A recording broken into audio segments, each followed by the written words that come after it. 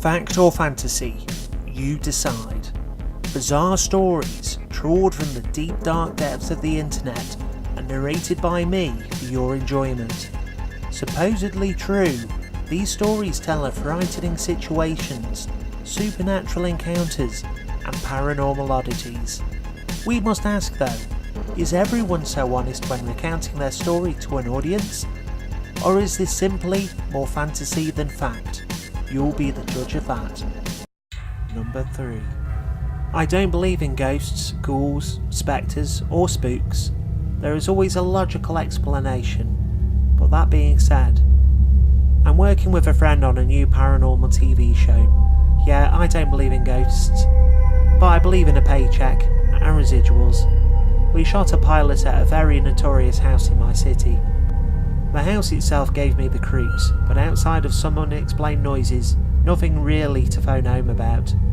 We did have access to this box with LED lights, what was supposedly would light up whenever a ghost was in the same room. Sometimes I'd ask a question, sometimes the box would light up.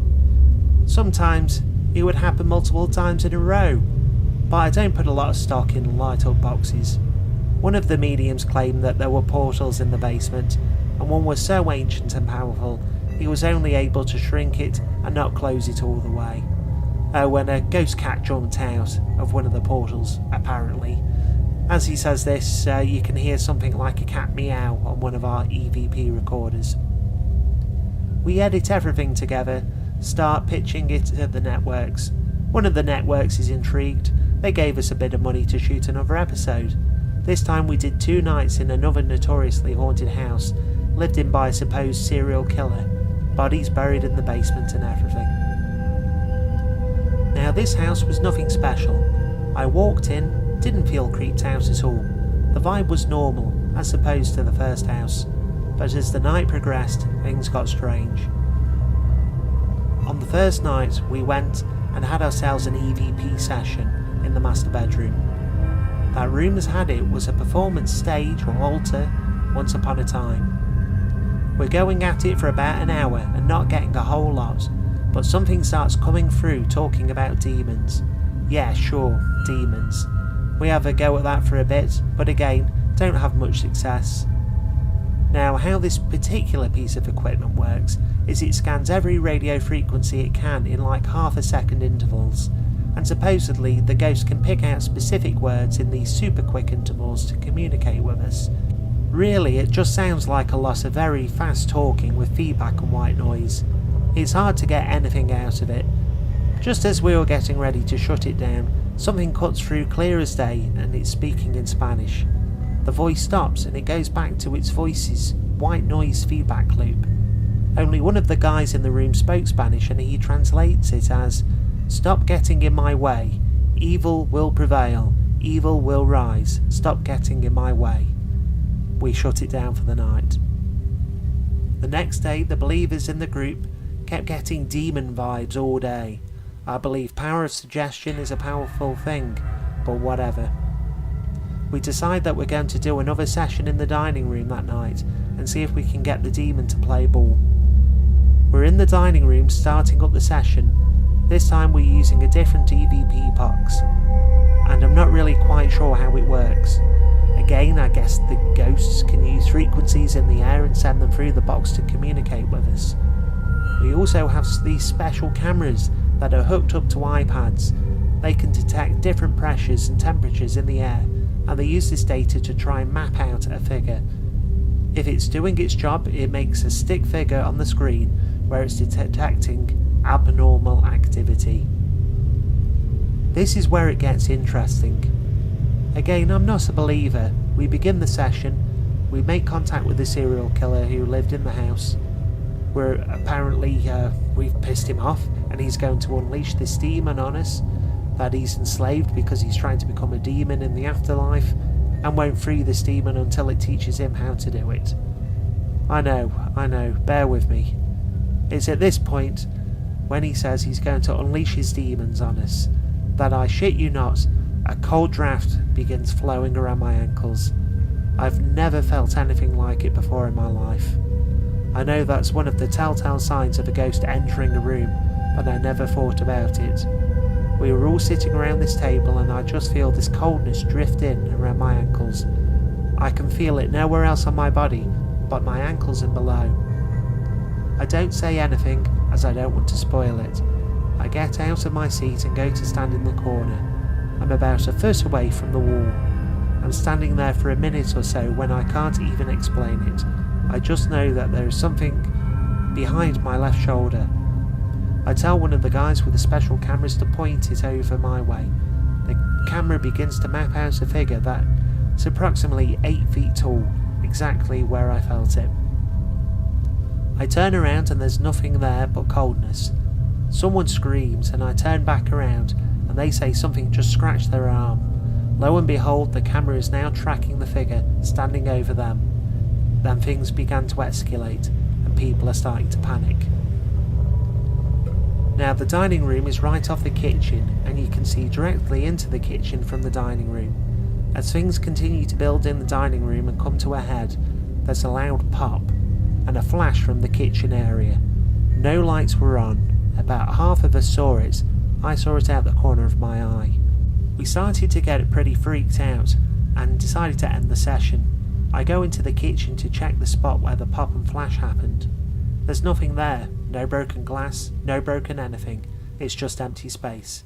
And the person who claimed to have gotten scratched on the arm, 3 scratch marks beginning to fade onto her arm. Quite a few interesting things happened in that house. I don't know what I believe anymore, but I do believe that if anything extra normal does exist, we may have had a brush with it that weekend. Number 2. I had a dream. To this day, it is tied to being the most vivid dream I have ever had. In the dream, I was walking with a group of people down into a deep cave. To my right, the wall of the cave. To my left, a deep hole. And that was so deep you couldn't see the bottom. We were walking on a narrow path between the wall and the hole. After walking for a while, sort of lazily spiralling downwards, we turned slightly to the right, as opposed to a downward leftward spiral, and we see this carved statue that looked very much like an old stone carving of an ancient god.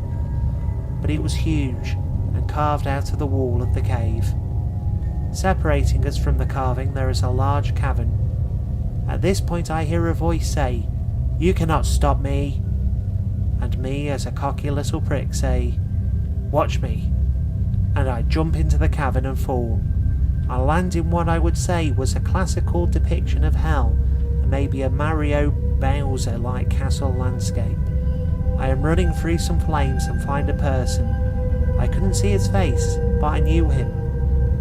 I grabbed his arm and he and I ran out of hell and jumped some iron gates. I wake up, I hear the voice again, open my eyes, there is a dark shadowed figure standing over me. I can't move. It feels like something is pushing down on my arms and legs, and I can barely breathe. The figure moves slightly, as if it realised I was awake, and jumped backwards into the corner of my room, and just stands there until the sun starts to come up.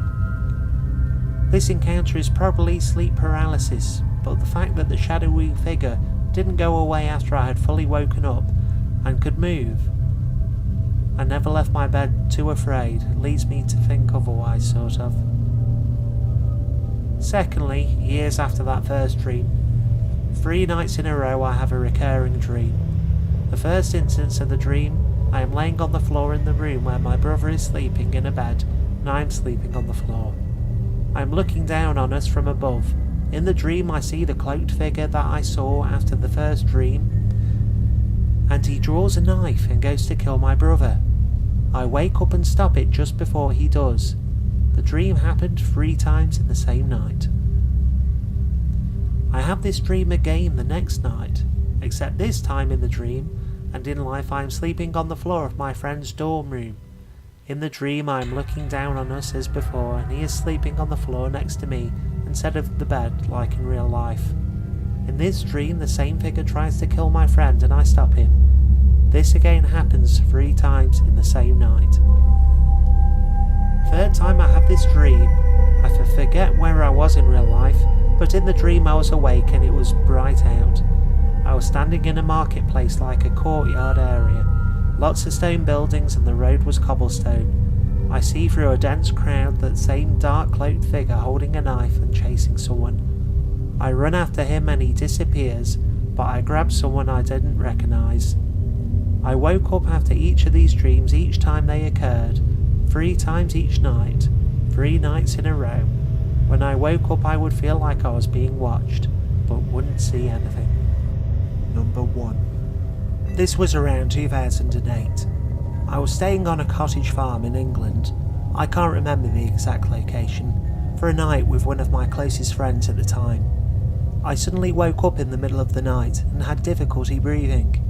I tried to scream and failed, so knocked over a lamp to get the attention of my friend's mum. My parents decided to take me to the hospital, but they needed to get changed first, and so they left me in the car under a blanket. While I was in the car, I saw a massive ball of red light come up from the horizon and then go down again promptly, like a semicircle movement. When I got to the hospital, my memories are a little blurry, but I think they pretty much said that there was nothing wrong with me. It didn't feel like nothing though. I could hardly speak. I thought that this was sleep paralysis, because it all seemed to fit. Until I asked my dad if he had any UFO experiences, and he said that when we were staying on that farm, he saw a big ball of red light, just like the sun. He said he saw that light from the window of the cottage, seeing as he had to stay there to look after my younger brother. He saw something large and red on the horizon, and specifically remembers thinking it was weird. Later that night, I had a weird nightmare of a spindly brown hand, all sinewy, almost like it was made out of silly string, reaching out from underneath my friend's bed. It wasn't really a nightmare. I was half awake and was aware of my surroundings, but I had little floaters of light in my field of vision, kind of like what you would see if you screw your eyes really tight.